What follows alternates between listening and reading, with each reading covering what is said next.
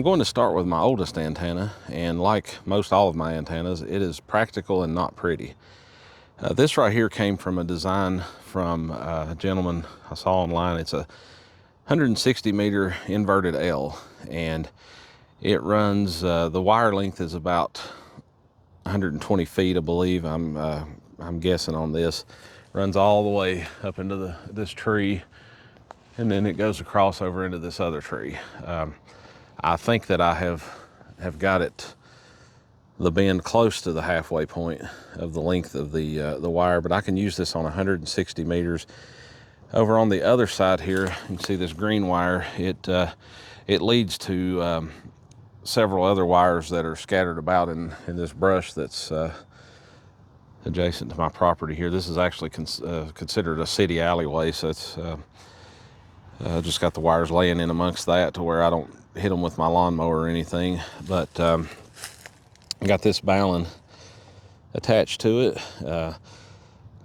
Probably looks familiar to some folks. I'm not going to give out the manufacturer, the brand name, because they don't sponsor me. So if you're affiliated with those folks and want to be included in the video next time, then get in touch. But the original plan for this antenna calls for the counterpoise wires, the negative side, to be about 6 feet off the ground and equal length to the wire going up, but it can go halfway in each direction. I didn't do that because it wasn't very practical for me at the time, so I'm a firm believer in just trying stuff. So basically I put the amount of wire that it called for on the other side and went both directions, and even added more wire, and it's worked great. It doesn't require a tuner on portions of the 160 meter band. I am going to do a little work on this thing and get the wire, all this a little further up off the ground, and I'll probably go with the formula that the gentleman called for whenever he published it online. And I'll pop up a picture of that and show you what I'm dealing with there. So if you have a limited space need for a 160 meter antenna and you want to get on there, then this may be a practical antenna for you. This right here is a switch box, part of a switch box I had, and it actually has failed. I just still have it here because it's holding all this other stuff together. So I don't actually use this switch box anymore. It was one of the MFJ brands. It did fine until I upgraded and started running legal limit and continuous carrier, high power, and all that, and it eventually decided to stop working. I've still got another one of these that I'm using on 2 meter 440 setup, and it's still working fine. But I think anyway, I don't know. I never took this thing and had it analyzed or anything like that, but I think the power is probably what messed it up. And then over here, and you won't be able to see it, I don't think, but in amongst these trees, I have a 20 meter antenna. You may be able to see the connection right there. It's a triangular shaped, a delta antenna. This bad boy right here works really great. Made a lot of contacts off of it. It's more of a backup antenna for me now, and I'll show you why here in a minute. But it's resonant. 20 meters, I can bypass the tuner most of the band on it. So it works really well, and it doesn't have a lot of noise or anything like that on it. It's been a good antenna. And this right here is my hex beam, which gets me 20 meters all the way down to 6 meters. I've got it on a short tower Yaesu rotor, LMR 400, which is pretty much what I run for all my antennas, because even though it's not in my shack at the moment, it's out for repair. I've got an ACOM 2100 amplifier that I can run full legal limit on. Could run it continuous carrier. I do run a little power on the digital modes, but I don't crank it all the way up to full legal limit. It's just totally not necessary. I give it a little bump to get me above the other guy. But that is my antenna for those bands. Again, the Delta that I had over here, I put it up before I got this thing, and so now it's just sort of a backup or something I can use. It comes in handy having the FlexRadio set up that I've got, because you can you have the SO2R operation, and it's good to have extra antennas because you can't do one antenna on both sides of the radio. But that's my little tower setup and everything. And then over here, I'll go ahead and show you this. This is 2 meter 440 stuff. I set this up. There's a vertical antenna on top, and then I've got a beam polarized for sideband and one for FM operations. There's not been as much as I would hope for on the sideband side of it around here. It's kind of handy during a contest or something like that, but honestly, if a windstorm or something came and took all that out, I'd probably just stick a vertical back up and be satisfied with it. That one, I've got one of the switch boxes like I showed you a minute ago that I actually separated the 2 meter 440 sides of that beam, and they have their own independent cables running to that switch box, and then of course the main cable running into my shack. And I have found the SWR to be a whole lot more friendly doing it that way, and it comes in handy for several purposes. If I'm using FM or whatever, sometimes when I record nets and stuff, I can squash my own signal where you have the repeater input and output, so I can actually switch over to the sideband version of this antenna on receive, and it helps kind of squash a little bit of that. This right here is an 80 meter inverted L. I've got plenty of trees and stuff on my property. This right here, I was working toward 5-band DXCC, and all I had left was 80 meters to finish that out, and I wasn't having much luck tuning up the 160 over there. I got so far with it.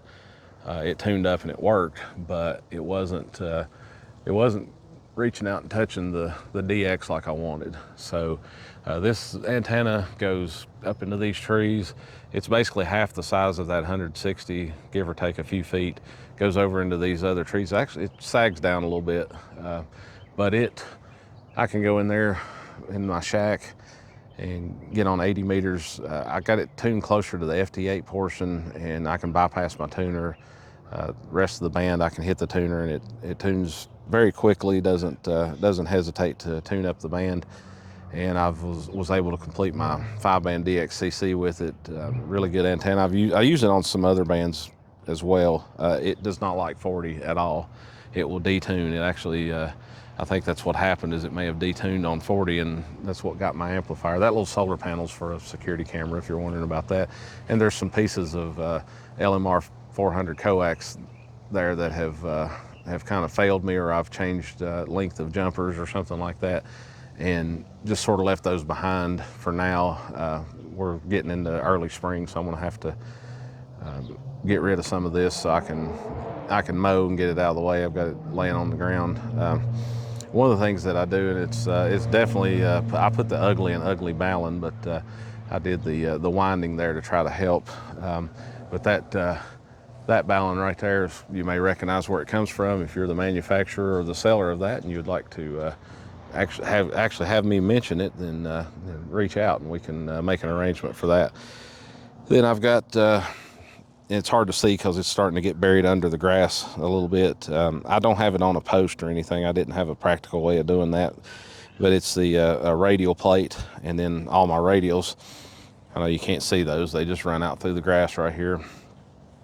And I think I've got 13 or 14 radials right now, and it's one of those things that I just come out here with a piece of wire or something and just start adding them as I go. This thing has performed great. I've got on the sorry, that's my phone if you're hearing that text tone, but I've got on the website where you can go see where all your signal's going, and you know, when I added this, that signal, you could tell a huge difference in it. So I've worked a lot of de-expeditions and things with it, and it's been a really great antenna. And I'll give you a distance view of where I have that 80 meter inverted L set up. I think it's around 64, 65 feet. It goes up about half of that, arches over and goes over to another tree. And then one thing I did end up doing when I did that is I initially set it up just like that 160 meter antenna, where I have a counterpoise wire, or above ground radial I should call it, of the same length going both directions.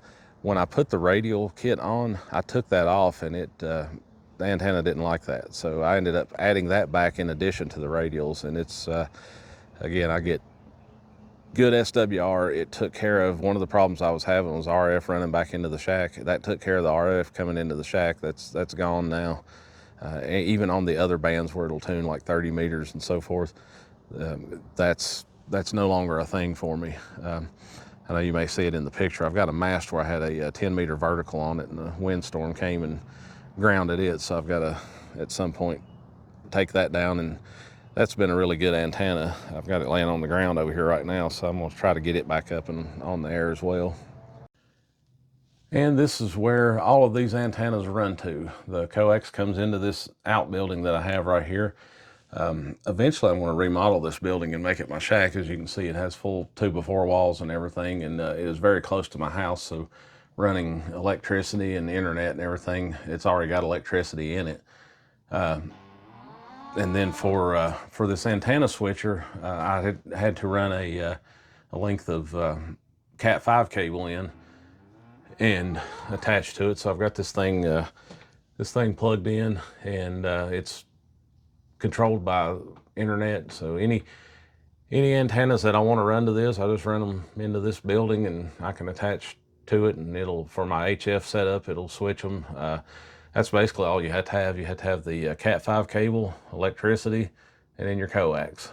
There's other ways you can connect to this thing if you have other radios, but I have a FlexRadio, so this thing is made to integrate with the FlexRadio, and it really works well. I used it before I got the FlexRadio. I bought this first and just used my PC to switch antennas, but it is a SO2R setup, so there are two of those cables. The ones furthest out from each other actually go back to the transmitter, and you can switch any antenna onto any side of the radio that you want to.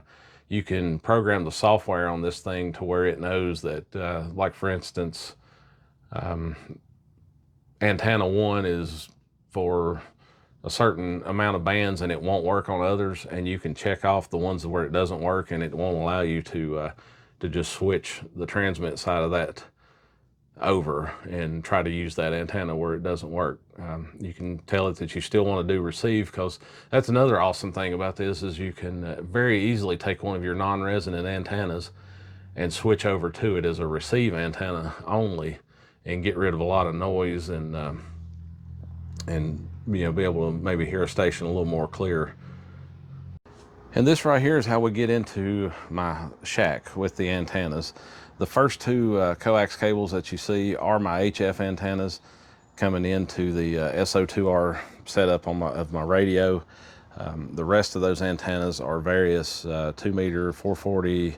I have a receive only antenna for HF, which I rarely use anymore, because one of the things I find when I get on 80, 40, 30, somewhere along in there, is that I have that capability. I can switch over to that hex beam, my wife pulling up here, and use it as a receive only antenna, and it's also directional. Okay, and we will make our way into the Radio Shack now and see what's on the other side of that window where the pass-through device is.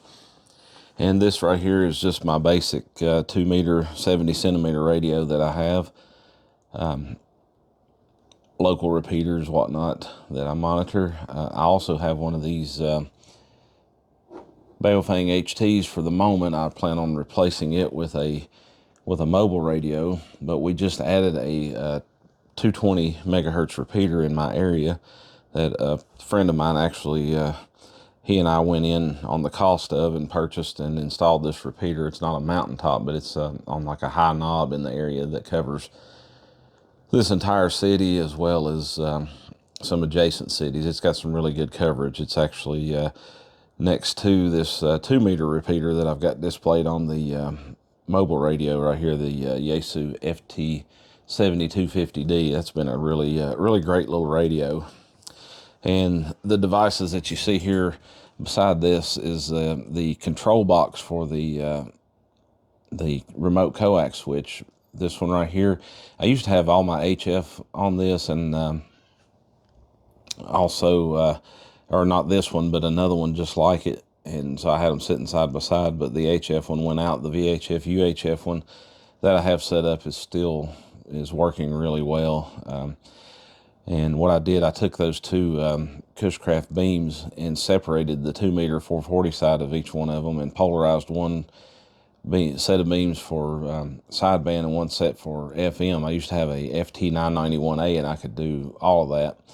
And I could switch between any of those right here. And then I've got a vertical that I have up as well. The first position I've got actually going to ground. That way the switch, when it loses power or you shut it off, automatically defaults to position 1. So I kind of did that for some lightning protection. And then this is the control for the rotor for my 2 meter 440 or VHF, UHF antennas, that I can swing those beams around, and that works really great. FM side, there's a couple repeaters that I like to work in the area that are a little bit finicky, and I can kind of zero in on those and get a much better signal. Even though they're, especially the 70 centimeter ones, they're considered local repeaters. Sometimes wind or foliage or something like that plays a factor, and you can get a signal that'll drop below your squelch level. But with those beams, I can get the highest achievable signal, and that helps. And then, of course, I love to drink Diet Dr. Pepper, so I've got a mini fridge in my shack that I can keep those in. And then behind this HT is the control box for my Yaesu rotor that's out on the tower. And of course, it has the azimuth indicators, and my logging program will give me the number that I need, and I can point that beam to that number and get the best signal for that hex beam is what that's connected to. And then my antenna tuner or matching device is the Flex Tuner Genius XL. It is integrated in with my radio and does a really great job making chicken salad out of chicken poop. Sometimes my antennas have gotten dramatically better over the years, but at a time when I had a few that weren't so great, then this thing right here has been excellent.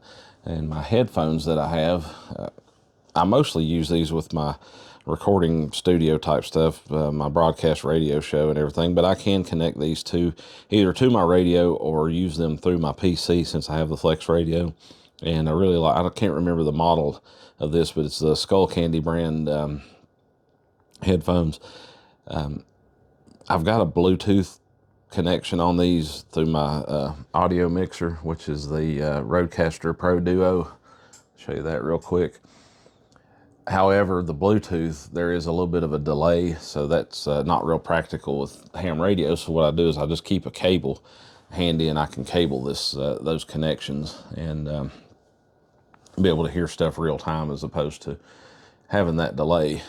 Moving up the shelf here, and what this is I'll give you a glimpse. Hide my computer and a little fan and some Dr. Peppers. There's the empty space because, well, my kids have piled stuff in there, and so have I. My ACOM 2100 is out for repair, so that's where that goes. This shelf, I ordered it from one of the hardware's stores, Lowe's, I think it was. And each shelf is capable of handling about 250 pounds, and they're metal shelves, so I don't have to worry about, like with my amplifier, the heat comes out of the top of it. So this is a metal shelf that's over it. I've never had a problem with the bottom of the shelf above it getting too hot. I know I could put it on the top shelf if I wanted, but I don't want to do that because of making the shelf top heavy for one thing. And the other thing I wanted to accomplish is I wanted to put everything in order, radio to tuner, radio to amplifier, amplifier to tuner, out the window, which just made the, I know that it looks like a mess of cables back there, but it made the cabling organization a whole lot better than what it was before when I had everything on the desk. And then with my amplifier, you couldn't put anything to the right of it because of the transformer and the magnetization and everything and how it would affect microphones. Well, now it's in a place when I get it back where none of that is affected. Then moving up to the next to the top, I've got stuff on the top shelf here, HTs and stuff, charging. Next to the top here is my FlexRadio. I bought this from a friend. It's the 6600M model. It's been a great radio. I would like to upgrade to the next model up at some point in my in my lifetime. I think if I do want to try to keep this one because of it being the M model. I can take it out, do field day, or if I ever get into POTA myself, I could actually cart this along and use it, because you can operate it independent of a computer, even though I mostly operate it with a computer. So my plan would be, when I do the upgrade, would be not to get the M model, because I have found that I very rarely use the face of the radio or any knobs on the radio. In fact, I've moved this thing totally away from my computer and my desk, and hardly ever touch the radio itself other than to turn it off and on. And then the power supply, I use the Shackmaster, which is Flex actually sells these. I don't think they manufacture them, but they offer them on their website. It's what they recommend to go with their stuff, and it has been a great little power supply. It's got all kinds of ports on it. There's multiple ports with the Anderson power pole on the front and the back, where you can get the full 45 amps that this thing, not that I've touched that with anything that I've been using, but it's also got these little USB ports and stuff.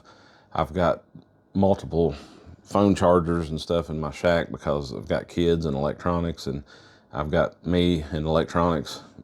And so we charge everything in here, and we use this bad boy. And then moving over here to my desk, I'll try not to show you too much of that because it is a little messy, as most folks do use their stuff quite a bit. I have 4 monitors. When I went to the FlexRadio, I used to only have 2 monitors. I've always tried to have a 2-monitor system in recent years, but I found out with the FlexRadio that the more the merrier. Yeah, I could have one huge monitor and stick windows in different areas, but and I may do that someday, but I like also having the capability of just blowing stuff up in individual monitors, hitting the little square up in the corner. That's the radio program itself. I kind of keep it up top, and it shows me frequency, everything I can operate from the radio. The Tuner Genius is integrated into that. The antenna switcher, which I didn't pull up the antenna switcher program, but I can do that real quickly here. If I can, my hand-eye coordination will work, and try to hang on to the camera. There we go. That's my phone again. There's my antenna switcher. It will only show what you actually have available on there. It doesn't, I mean, you can set it to where it'll show you everything, but this shows me what I've actually got programmed into it. But you can just go over here and click A or B side and switch those antennas around. That's been a really handy. I actually bought that before I got the FlexRadio. I was using that for a while because I had multiple antennas. My logging program, this is my primary logging program. I use N4NT and have for many years. I got this program back in late 1999, early 2000-ish. And I've lost the password a couple times as I've changed computers, and I emailed Scott, and I've even offered to pay for the program again, just because, it's just been so long or whatever. And he's like, no, we've got a record of you. So he sends me the password. Great program. If I haven't already, I'll do a separate video on all just the neat things about that. And then I use N4NT logger. I use it for my digital modes mostly. If I'm working single sideband, unless it's a contest where I'm logging multiple things or whatever, I'll use N4NT for contests. But general operating, for my digital modes, I use my N4NT logger because it integrates with this SDC program, picks up on the call signs, does all that. The SDC has its own transmitting capabilities, but I haven't quite mastered that yet. So I've just got it linked up with N4NT. You can see the Telenet server picking up call signs that my radio is picking up, and all that neat stuff. Again, I have done a video on SDC already at the time of this video. My microphone, I've got it up in the air right now, just out of the way, because I'm not using this microphone for this broadcast, but it is a Electro-Voice RE320, and I actually can connect that to my FlexRadio and use it as my primary microphone.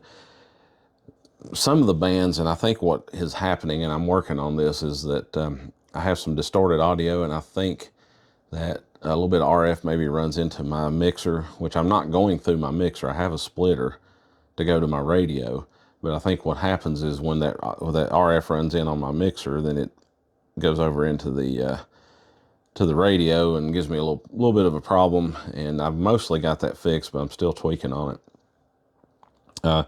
And then for my FlexRadio speakers, I've just got a couple computer speakers here, and that's the audio from my FlexRadio. I don't run that through the mixer or anything. I can. There's really not a point, because I can switch up here. I can switch to PC audio, and everything in my PC runs through my mixer and my big speakers. So this gives me two options. I can just straight audio off the radio. Pardon the dust. I need to dust my keyer, I know. Or I can just switch over and run it through the computer. And that's when I do the headphones, that's what I do. I switch over to PC audio and use the headphones. I've got the flex control knob right here. That has been really handy. You can program those buttons to have them do what you want.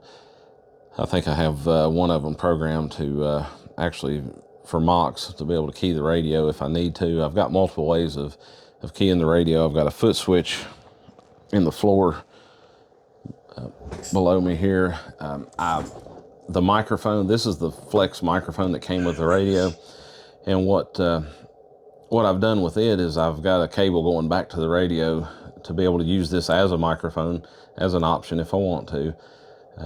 But I've also got the push to talk run on that as well, so that way when I use it as a microphone, obviously it'll work. But another thing it will do is if I'm using the RE320, it doesn't have any push to talk capabilities. I've either got a foot switch, I've got to use the flex control, or another thing I can do is I can just reach up, because this is directly in front of me where I'm operating. I can just reach up and tap that.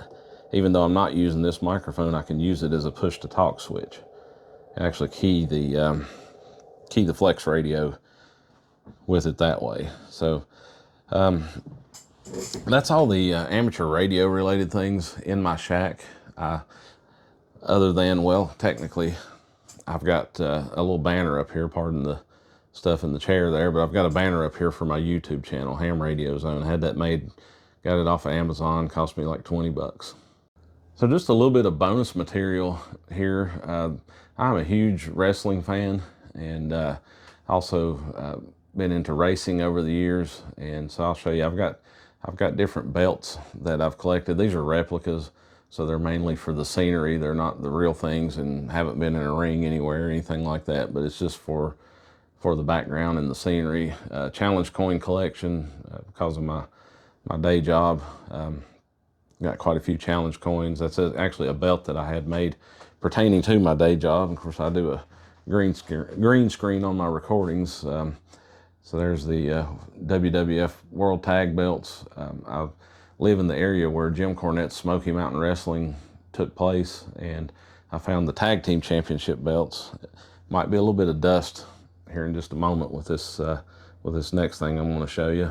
Now, this is my belt shelf, as I call it. I've got quite a few wrestling collectibles on here and some racing type stuff. The old vintage lunchbox there from WrestleMania 3, the United States Tag Team Championship from the NWA days.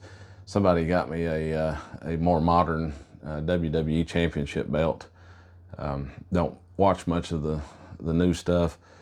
Then a replica Ric Flair belt and some other things, a tag belt. I've got some pictures. Actually, some G.I. Joe, Steiner Brothers. Ricky Morton actually lives in the town that I live in now. The United States Championship. I was a Kevin Harvick fan in NASCAR. That was the number 4 Outback car that he drove. This is the belt that WCW replica, that the replica of what they used when Ric Flair left the promotion and took this belt with him and took it to the competition. Smoky Mountain Heavyweight Championship belts, so kind of a local regional belt replica that I got off a friend. Ric Flair, vodka and bourbon. I don't really drink either one, but collected it because it was him, so the alcohol is actually still in the bottles. WWF Championship belt, Hulk Hogan's Real American Beer. This right here is a pretty neat thing for any of you Gen Xers that, like myself. This is the from the actual trailer that was used in the Knight Rider series. A gentleman bought this and is restoring it, and a couple of the panels on the trailer were in such bad shape he had to remove them and replace them. And what he did, he took all the good pieces, or as much of it as he could, he cut it into these pieces, had this stuff printed on them, and sold these to people in a limited quantity for, I forget what I paid for it, but it's called Knight Rider Historians. So if you look him up on YouTube, if you're interested in this kind of stuff, then you could possibly own a piece of the real thing. Intercontinental Championship belt. Jimmy Hart, I met him. He come to town, signed some autographs for me. This was the post WrestleMania 6 WWF magazine. I found that online. I collect stuff like that. And then the original NWA version of the United States Championship, along with there's a racing magazine from a race that I went to, and then album from Doug Stone that I got. So I'm a big country music fan too, that I got autographed. And then might have forgot to mention the Kevin Harvick car and good old JR. So that's a tour of my shack with a little bit of bonus material beyond just the amateur radio stuff that we got in here. Something else I do want to mention, and I'll end on a amateur radio electronics related note, but maybe shine a little bit of light. Under my desk here, I have I call it a generator, but really what it is just a big storage cell battery. This is the Jackery Explorer 1500, and I can plug most of my equipment into that and operate if there's a power failure. It gives me the 120 volt power. It also has a 12 volt socket. So if I want to reduce power on my mobile radio or something like that, it doesn't have the amperage to carry it at full power, but I could go maybe mid power or low power for conservation purposes, and I can actually keep my shack running that way. This thing came with two solar panels that the flat roof that you saw earlier in my shack videos, if I need to, I can put those panels up on that flat roof, run it into my shack, and charge this thing as I go, as I'm using it. I could potentially plug just about everything you see into it, but if I want to conserve power and need to be able to communicate, then maybe do a net or something like that, then I could switch over to just operating the radios and recording everything on a legal pad or something like that, or use a laptop with a battery as opposed to draining a bunch of power off of this thing with a computer. I take this thing camping because I have to wear a CPAP machine, and it runs the CPAP and charges all my kids' phones and a couple other things, and usually only goes down to about 75% power, and then I get up and do things and just let it charge without consuming power, and it'll charge back up off the solar panels. You can add more panels to it, so it's a pretty handy thing to have in your shack. So with this video, I'll just end without you having to look at my ugly mug and show you my YouTube channel logo and say thanks for watching my video. Please like and subscribe. And until next time, this is Adam Dye, amateur radio call sign N4NT, saying 7-3.